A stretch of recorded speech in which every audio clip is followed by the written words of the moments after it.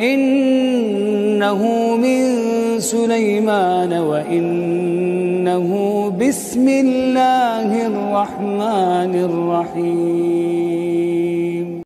Assalamualaikum warahmatullahi wabarakatuh. Sahabat berkah rahimakumullah. Alhamdulillah kita panjatkan syukur kehadirat Allah Subhanahu wa taala. Kita bisa hadir lagi di channel Berkah Daily. Kali ini kita akan meneruskan sesi tanya jawab sekitar agama Islam yang akan dibawakan atau akan dijawab oleh Ustadz Abdul Somad LCMA. Selamat menyaksikan.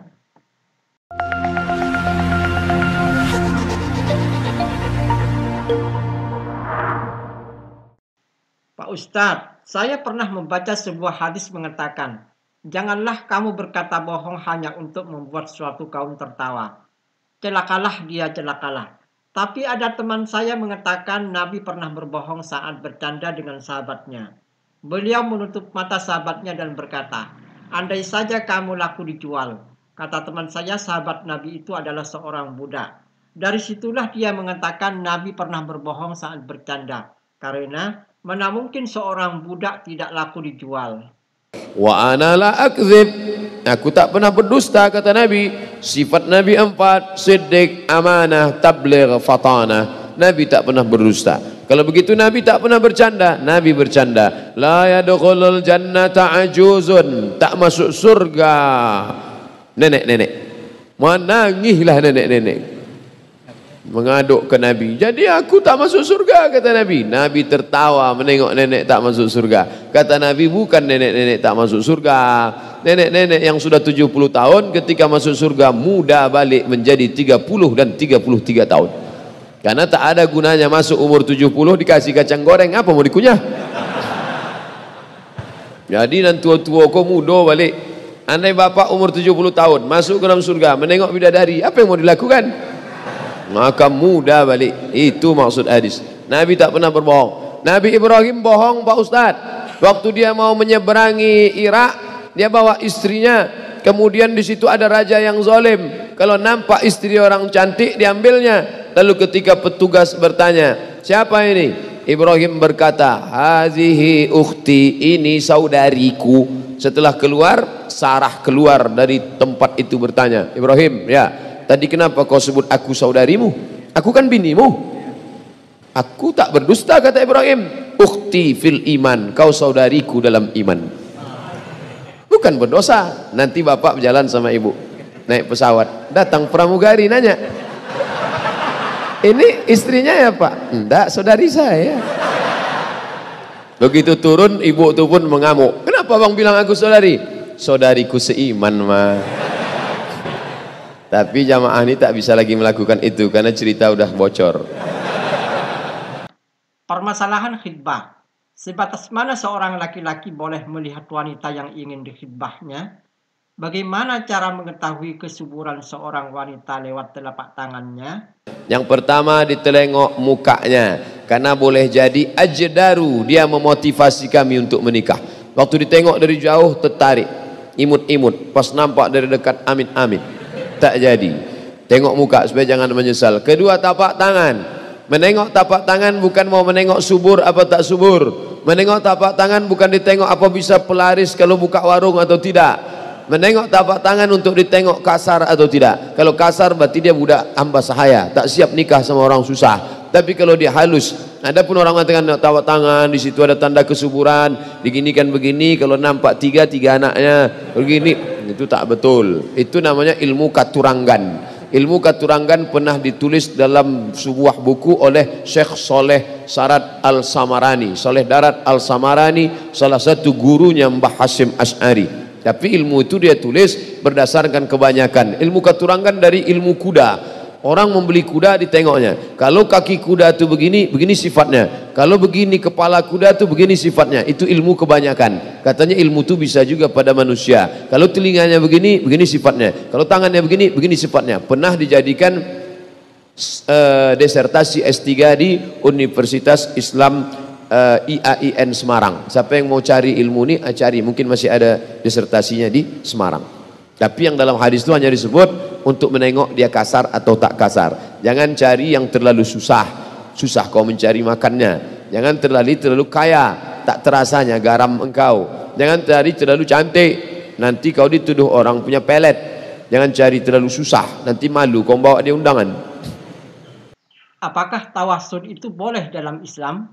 Sudah saya tulis dalam buku 37 masalah populer dalam pembahasan tawassul. Tawassul paling tinggi tawassul dengan amal soleh. Ya Allah, berkat aku sudah bersedekah, bukakanlah pintu gua nih, terbuka. Itu boleh dalil bertawassul. Makanya tadi kita bertawassul dengan Al-Fatihah. Nanti sebelum baca doa kita bertawassul ala hazihin niyah Al-Fatihah, bertawassul dengan Fatihah. Bertawassul yang kedua tawassul dengan Nabi Muhammad. Allahumma inni as'aluka bijahi Nabi Muhammad. Tawassul yang ketiga dengan orang soleh. Di antara orang soleh yang diyakini kewaliannya menurut Imam Nawawi, Syekh Abdul Qadir Jailani.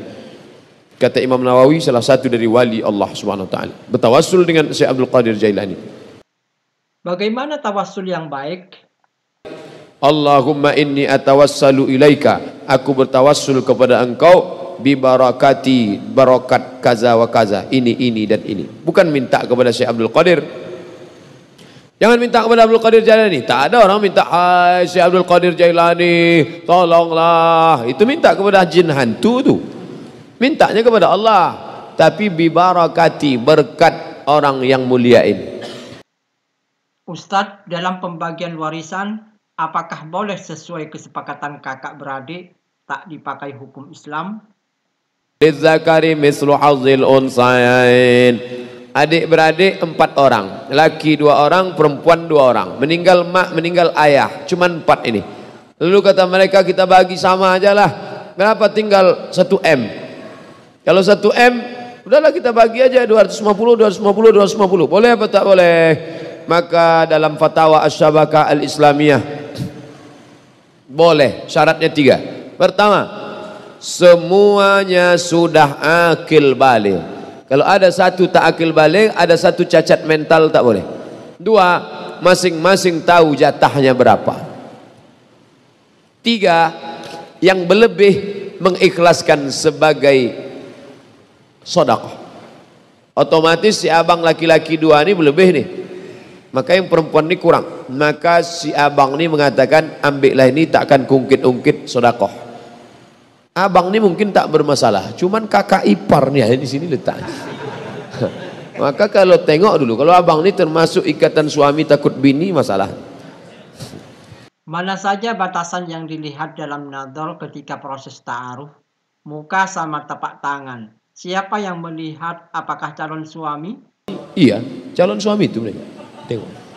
Kalau dia tak mau menengok, maknya disuruh. Mak, tolong mak tengokkan muka dia, entah bercacat, entah make upnya tebal, bedak KD 3 inci. Suruh mahram kita menengok. Ada sebagian laki-laki tak mau, aku tak mau menengok. Tengokkan, orang yang soleh menengok. Pastikan ibu anda sudah ganti kacamata. Kemudian bagaimana cara mengetahui kesuburan seorang wanita melalui tapak tangannya? Itu carilah orang yang tahu tentang masalah subur tak subur. Kalau tak dites, mana tahu kita subur tak subur. Fankihu ma taba lakum minan nisa'i masna, nikahi 2 orang, wa sulasa 3 orang, wa ruba 4 orang. Bukan disuruhnya 1, 2 dulu. Tak juga subur 3, tak juga subur 4. Fa in khiftum alla ta'dilu, kalau kamu khawatir tak bisa adil, fawahidah, only one, cukup 1 saja. Jika imam berjamaah, kita sholat sendiri. Ketika baca Al-Fatihah, berhenti pada lafaz ghairil maghdubi alaihim waladdallin. Apakah mengubah makna Al-Fatihah? Tidak. Ihdinas siratal mustaqim, tunjukkan kami jalan yang lurus. Siratal ladzina an'amta alaihim, jalan yang sudah kau berikan kepada mereka 4, minan nabiyyin was-siddiqin wasyuhada'i was-salihin, ghairil maghdubi alaihim, selain jalan orang Yahudi, waladdallin, bukan jalan Nasrani, tak merubah makna. Yang merubah makna maliki yaum. Wah, itu berhenti itu, diputusnya tengah. Siapa nama anak kau? Kiau. Di mana dapat kiau? Ada dalam Quran kata. Kau dah maliki yaum. Itu tak betul tu. Pak Ustadz, saya buat pengakuan tentang perbuatan yang dulu pernah saya lakukan. Saya pernah bekerja di perusahaan bidang perhotelan, perusahaan A pemiliknya Muslim, B pemiliknya non-Muslim. Saya tahu pemiliknya, nama, alamat rumahnya juga tahu. Di perusahaan tersebut, setiap ada kesempatan saya berbuat korupsi. Di situ saya tak melakukan sendiri. Ada senior yang lebih dulu melakukannya. Saya sudah desain 3 tahun yang lalu. Karena menghindari kecurangan, pertanyaannya, apa yang harus saya lakukan untuk menebus kesalahan saya? Illa man taba, bertobat, wa amana, beriman, wa amila amalan salihah, tobat, beriman, amal soleh. Ulaika yubaddilullahu sayyiatihim hasanat. Semua yang salah dulu diganti Allah dengan kebaikan. Kalau tak ada bersifat harta, tapi kalau ada bersifat harta, maka balikkanlah ke dia balik. Seandainya saya harus minta maaf kepada pemiliknya, apakah saya harus jujur mengatakan kalau saya melakukannya tidak sendiri? Saya khawatir kalau nanti mereka di PHK dan bisa juga dipenjarakan karena mereka masih bekerja di sana untuk menafkahi keluarganya. Kalau banyak pertimbangan tak jadi tobat. Makanya ada buku kecil judulnya Uridu an atub walakin ... Uridu an atub walakin, aku mau bertobat tapi, kalau pakai tapi tak jadi bertobat. Alhamdulillahirrabbilalamin. Demikian tadi telah kita simak bersama sesi tanya jawab yang disampaikan oleh Ustadz Abdul Somad LCMA. Semoga apa yang disampaikan tadi menjadi bekal kita nanti di yaumil qiyamah. Amin amin ya rabbal alamin. Assalamualaikum warahmatullahi wabarakatuh.